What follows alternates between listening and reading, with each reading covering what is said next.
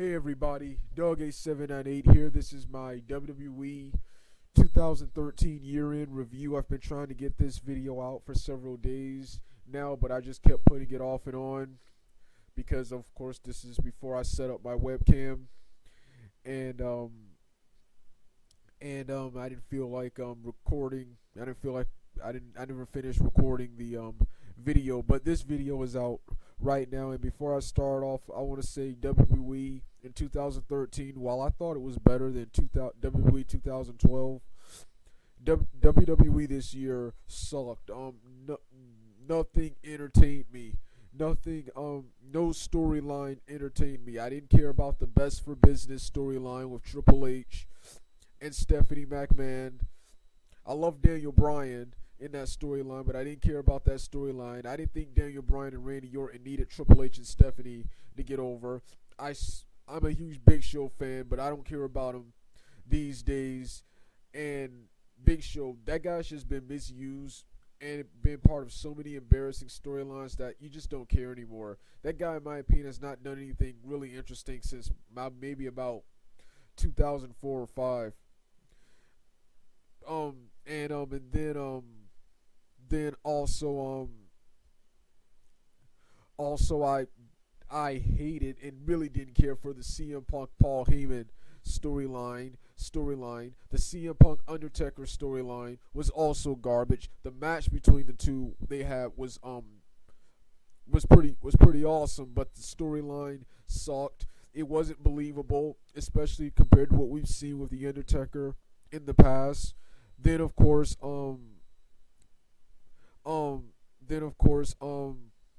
there was John Cena. I didn't care for anything John Cena did this year. That guy John Cena. I have no problems with John Cena as a wrestler, as an athlete, as a wrestler, an actor, any of that. My main problem with him is that he is stale, he is boring, he is a phony, and he is a fake. That's my problem with John Cena. And of course, the only things that were good this year, in my opinion, I thought there was some good wrestling this year. I thought the wrestling in WWE was much better this year. RVD coming back, that was another good moment. While I hated that RVD completely criticized TNA after TNA pretty much gave this guy everything, and he left TNA. TNA, in my opinion, is better off without him. TNA is better off without him, and WWE needed RVD more than TNA did. And RVD, he's had some awesome matches. He had a phenomenal match with Chris Jericho.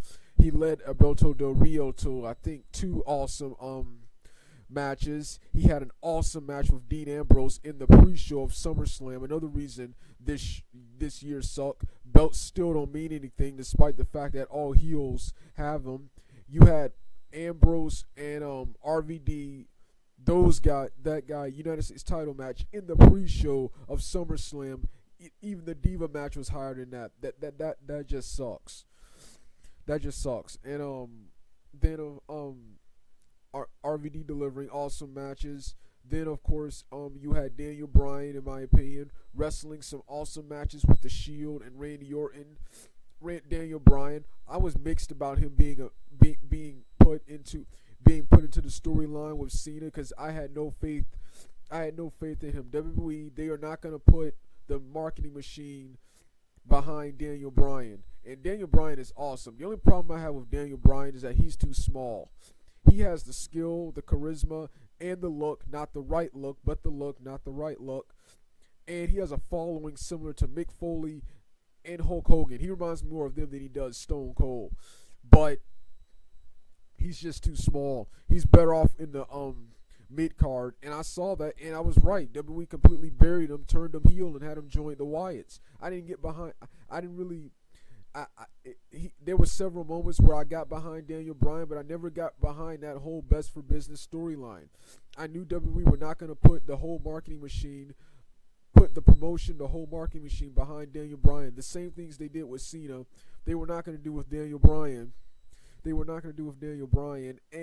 I don't think Daniel Bryan or Randy Orton needed Triple H and Stephanie once again to get over. So I didn't care about this Best for Business storyline. A lot of people say, well, it reminds them of WWF 2000. Yeah, it reminds me of WWF 2000 minus the all the awesome stuff we got to see in WWF 2000. Yeah. Um. Then of course you had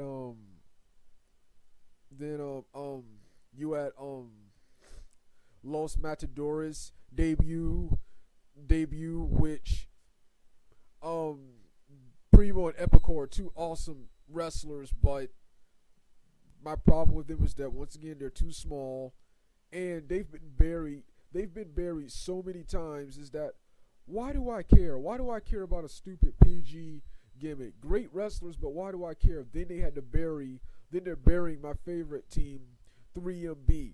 3MB, I'm a huge fan of 3MB. I think Heath Slater is funny, and I think Drew McIntyre is much better in this group than he was back in 2010 when they were trying to push him as the next big star, despite the fact that fans really didn't care about him. And I think Jinder Mahal, this is a much better. This being in 3MB was much better than the storyline they tried to bring him in with the Great Khali, which I remember being crap. Then he had a crappy feud with Ezekiel Jackson. Then they tried to have him feud with Ryback. He was just languishing in the mid card, in my opinion, crappy.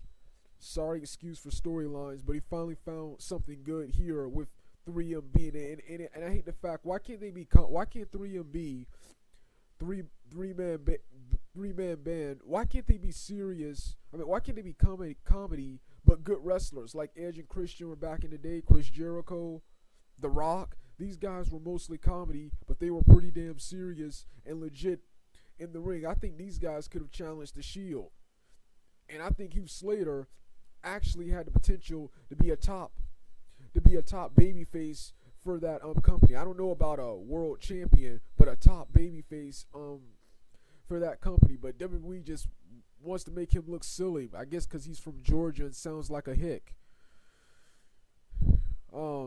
Yeah, like I said, so much crap this year. Santino, who I'm just sick of seeing. Nothing he does is funny anymore. He was cool when he first came in, but ever since 2009, this guy's just been annoying and lame. Then you got then of course then what else? But so yeah, like I said, it's WWE has just been so bad. I just given up on it, especially after I saw the John Cena and the Make-A-Wish Foundation kids, where those kids who had illnesses, disabilities, and stuff like that, as their last wish, they got to see John Cena. It made me mature a little and realize that the WWE is just not for me anymore, and that the kids, they actually like this product, and that they don't know the wrestlers outside the ring like I do now. So wrestlers like John Cena, The Miz, these guys are like heroes to those kids, and I feel that people like me, I've had my heroes with Hulk Hogan, The Rock, Bret Hart, and those people, and I feel that WWE fans should let the kids have theirs and stop expecting so much from the WWE. WWE will never improve. They're going to continue as they are, and that's how it is. Wrestling will never be as good as it was back in the 80s and 90s. The 80s and 90s were a different time and a different place. I'm going to talk more about that in another video. All right, Doug 87989. I'm going to do a WWE Still Sucks in 2014 next.